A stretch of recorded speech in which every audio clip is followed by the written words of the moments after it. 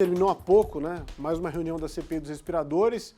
Encontro com portas fechadas. Edu, alguma informação que tenha vindo para a imprensa?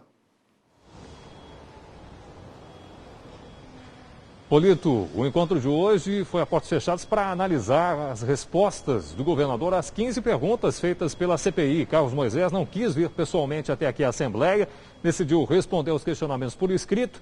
As respostas elas foram entregues na sexta-feira, repercutiram bastante durante o fim de semana, né?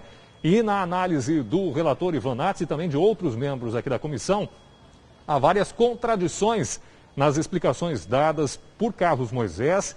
O Ivan Nats chegou a afirmar que o governador mentiu e a defender, inclusive, que Carlos Moisés se afastasse do cargo, pelo menos até o final das investigações. Agora, hoje, depois dessa reunião, o tom foi outro.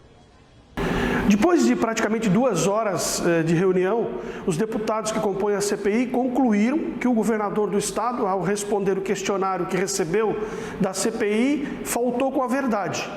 E as consequências dele ter faltado com a verdade serão objeto do relatório final que será apresentado pela CPI na metade do mês de agosto.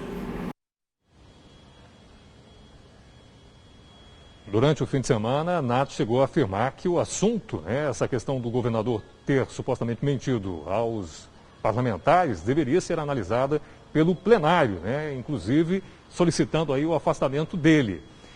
A gente consultou um especialista, naturalmente que essa questão, esse assunto, ele perdeu força diante do início do processo de impeachment, mas ainda assim nós questionamos, nós consultamos um especialista em direito constitucional para saber quais as consequências reais de um pedido aprovado pela Assembleia de afastamento de alguém do cargo. Acompanhe.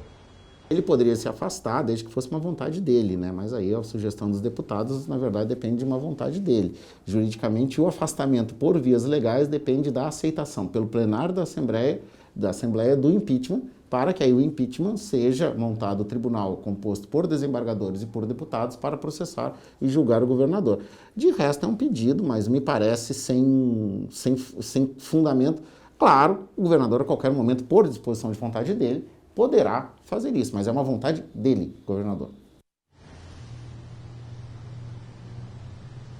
A gente lembra que a Assembleia Legislativa já aprovou o pedido de afastamento do secretário estadual da Saúde, o André Mota Ribeiro, e, no entanto, ele segue no cargo. Agora, é importante a gente destacar o seguinte também, que uma coisa é pedir para deixar o cargo, outra é o impeachment. Se o impeachment realmente for aprovado pelos 27 deputados, aí a situação é outra, e é um julgamento político e não é um pedido, é uma determinação.